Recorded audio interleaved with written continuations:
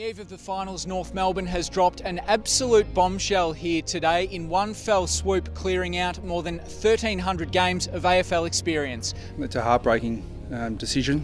I'm not ashamed to say I love these guys, and I love them because of what they've given to this football club, and if they're there, I'll play them, and that would not be in the best interest of our club in the long term.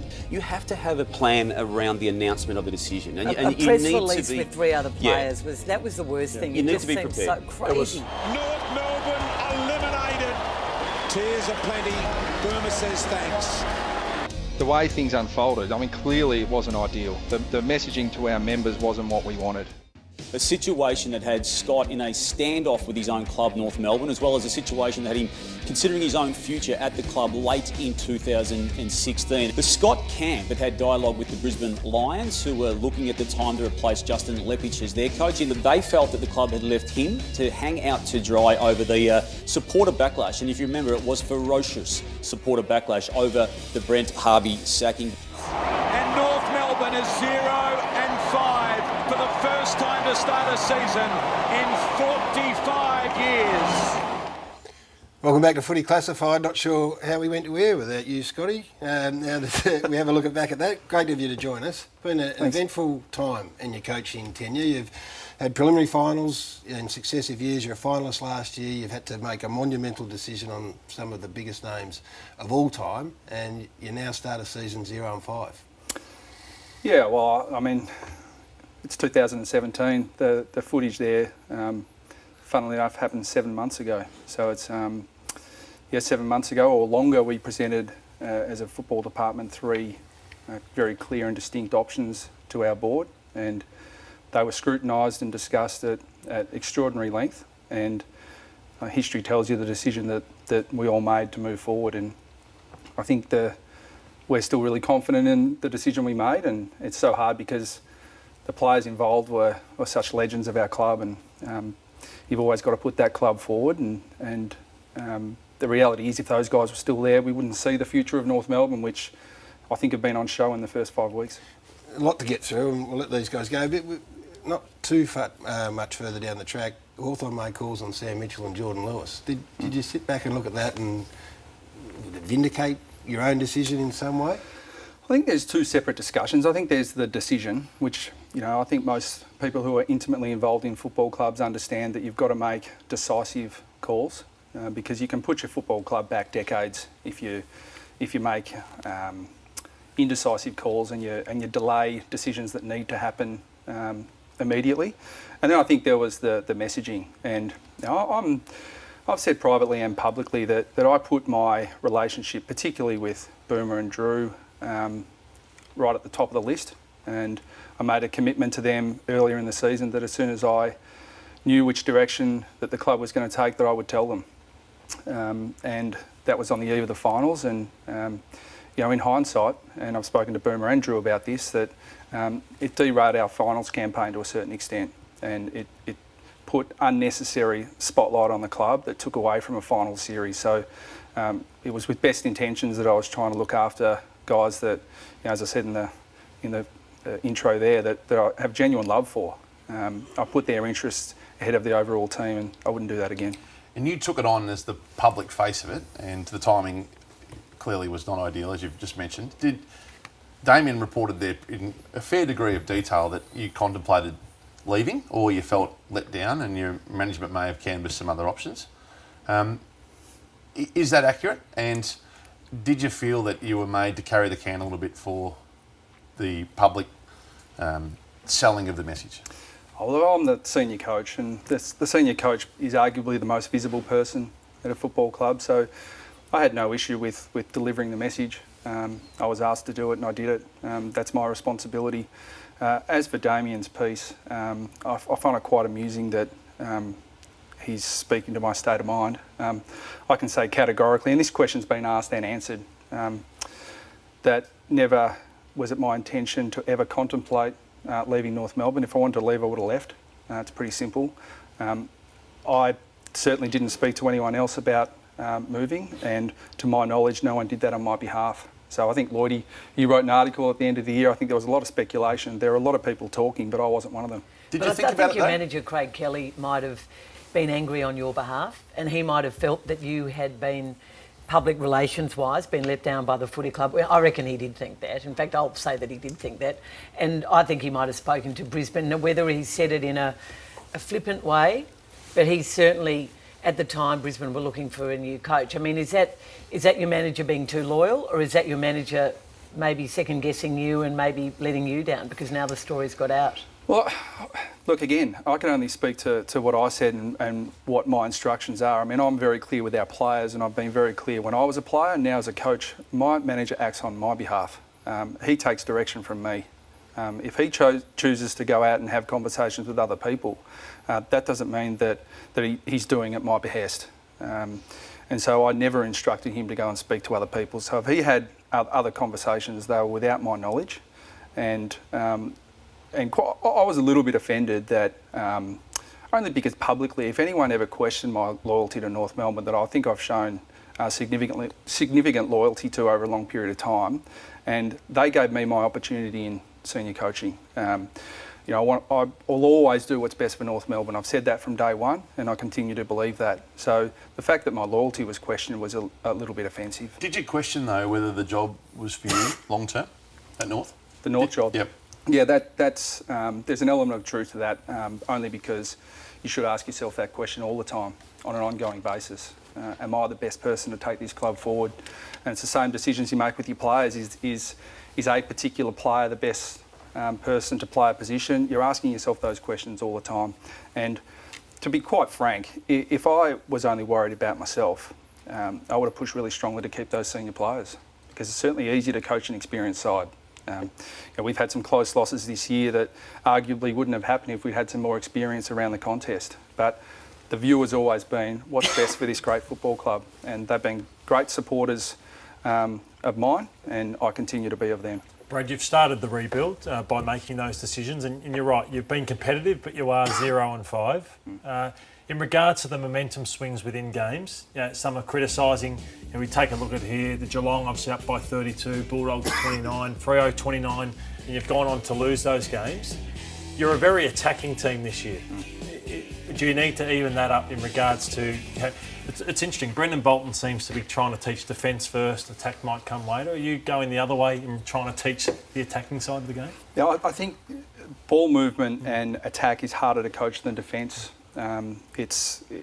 Defence can be very systematic, and you can. I think that is easier to structure up and to coach. But the ball movement part of it is the most difficult. And we make no secret of the fact that we want to be an attacking team.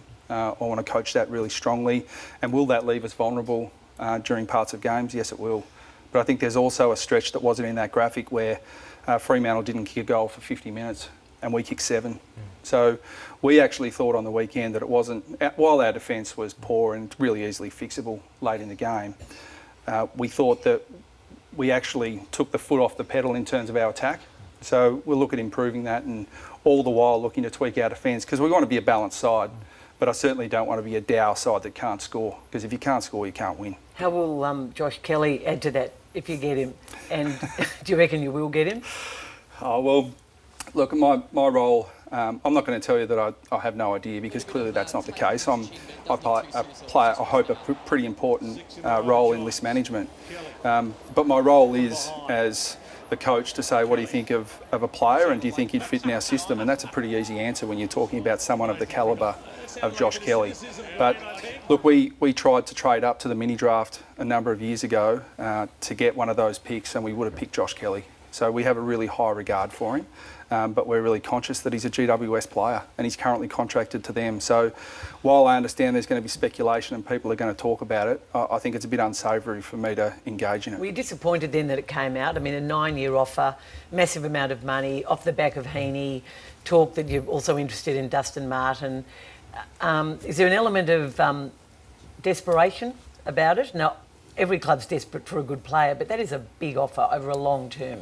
Yeah, and Tom Boyd's looking at a similar offer at the Bulldogs. And attracted similar scrutiny at the time. Yeah, it looked pretty good after the grand final last year, though, when he was nearly the Norm Smith. So, look, I think the really important message that I'd like to get across to our supporters is that you've seen the future of the young players at North Melbourne.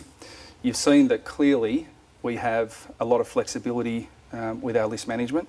There's still a hell of a lot of bullets in that list management gun, and we put ourselves in a position where the future's looking extremely bright. And I can tell you after the weekend and a close loss like that, I felt physically ill.